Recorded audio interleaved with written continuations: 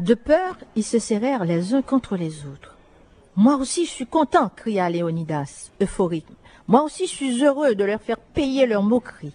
Je suis fatigué de les entendre glousser sur mon passage. »« Tais-toi, Dadas !» hurla Frédivert, en assénant un grand coup sur la calebasse qui servait de chapeau à son serviteur. « Toi, tu ne comptes pas. Ma vengeance est à moi et à moi seul. »« Oui, maître, acquiesça le nain en baissant la tête tout penaud, les yeux brillants de larmes. « Maintenant, chers amis, triompha le Bokor-Hilar, je vais vous donner la preuve de ma toute-puissance. » Il se dirigea vers un rideau suspendu contre le mur du fond de la salle et le tira brusquement dans un geste grandiloquent. Celui-ci cachait une étagère. À la consternation des jeunes vacanciers, ils virent que celle-ci supportait d'énormes bouteilles à goulot étroit, sans bouchon, dans lesquelles s'agitaient de petites bêtes ayant une vague ressemblance avec des humains. La bouche ouverte, les jeunes vacanciers s'approchèrent malgré leur grande frayeur et les tremblements qui faisaient loi dans leurs jambes. Ce qu'ils virent les laissa sans voix et leur glaça le sang. Ces formes, qui au prime abord leur avaient semblé être de petites bêtes, n'étaient autres que des humains miniaturisés. Ils s'approchèrent encore de plus près et, stupéfiés, ils reconnurent tous les groupes qui composent le carnaval avec leurs parures, leurs déguisements, leurs masques, leurs chars, leurs reines et leurs rois. « Mon Dieu! Comment est-ce possible ?» murmura Wally ébahi. « Ils sont tous là! Tous les disparus sont enfermés dans ces prisons de verre. » Une rage sourde s'empara soudain de lui. « Pourquoi faites-vous cela ?» hurla-t-il en se tournant vers le Bokor. « Pourquoi tant de méchanceté envers ces pauvres gens qui, eux, ne vous ont rien fait ?» Pas la peine de faire cette tête, jeune homme. Ce qui est sûr, c'est que je ne suis pas bête, au point de faire tout ça seulement pour m'amuser. Eh bien, dites pourquoi tant de haine, demanda Caro. Allons, n'abusez pas de grands mots, vous connaissez le moteur du monde, voyons. Bien sûr, vous allez très certainement nous parler de l'argent, avança Flora. Voilà, par Lucifer, ces enfants sont intelligents. Ah, je vous adore.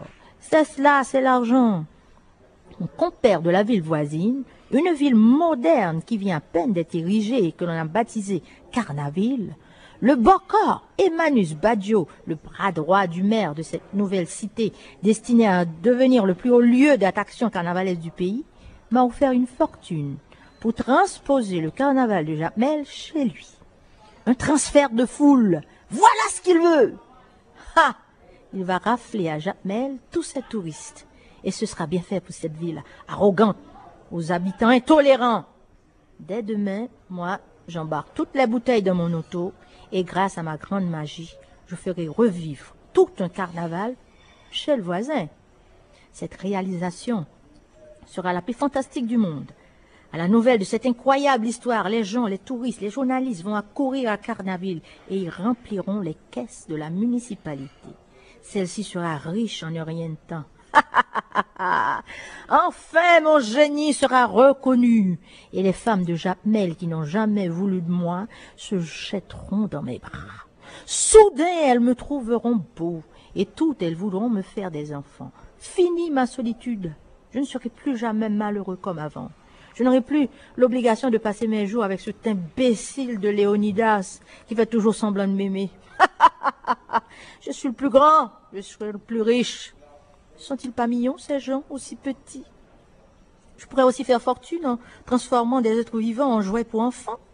Je suis sûr que les petits Américains seraient heureux de troquer leurs poupées de plastique pour d'autres fêtes de chair et d'os. Bravant sa peur, Caro, curieuse et intriguée, l'interrogea. « Mais comment avez-vous réussi ce tour de force ?»« Ah, c'est parce que je suis le plus fort, » répondit le sorcier qui n'était pas peu fier. Ma formule magique était déjà au point depuis fort longtemps. Tout ce qu'il me fallait pour la matérialiser, c'était de me procurer un objet sacré en lequel tous les habitants de la ville avaient foi. Je vous avoue que ceci s'était avéré fort difficile à réaliser. Dès que je m'approchais de l'église Saint-Philippe et Saint-Jacques, les gens me regardaient d'un drôle d'air, et je devais m'en éloigner rapidement de crainte de me faire lyncher. Et puis hier arriva mon jour de chance. J'échafaudais comme toujours toutes sortes de plans machiavéliques pour m'approprier un objet venant de l'église, quitte à y laisser la peau de mes fesses, quand je vis passer le singe tenant à la main l'objet de toutes mes convoitises. Cela n'a pas été difficile de le convaincre de me donner le calice. Une banane a suffi. Le diable était avec moi et toutes les chances étaient de mon côté.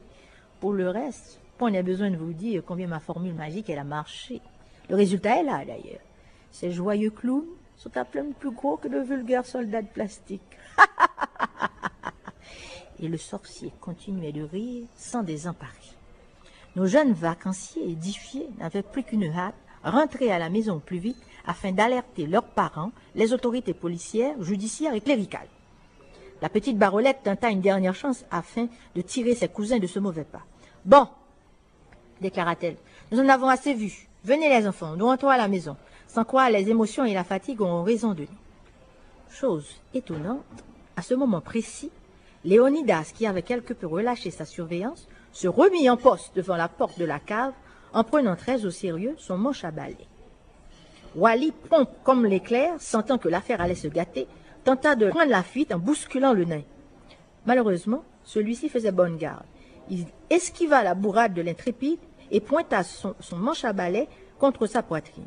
Celui-ci eut instantanément la sensation de recevoir une décharge électrique.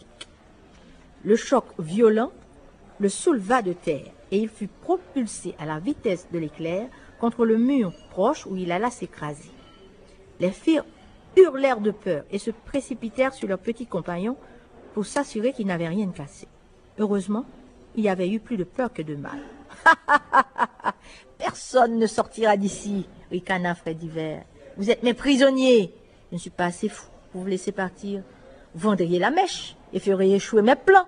Encore un jour, un seul petit jour, et le transfert de foule sera une réalité et marquera l'histoire de l'humanité. L'histoire de la magie même. »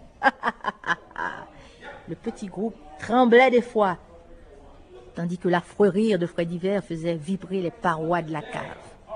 Comment allait-il pouvoir se sortir d'un tel guêpier? Dire que tante Amédée et l'oncle César les croyaient partis chercher leur bicyclette sur le parvis de l'église. Il devait être mort d'inquiétude à l'heure qu'il est. Adonis Freddy Vert, le sorcier, jubilait comme un fou. Et au moment où les jeunes s'y attendaient le moins, il se saisit du calice, récita une longue litanie en l'élevant dans les airs, et tout d'un coup, chut, le petit groupe fut miniaturisé à son tour. Le beau corps insensible à leurs cris de détresse les prit un à un pour les jeter dans l'une des grandes bouteilles où se trouvaient les bonnes à pied habillées de costumes multicolores.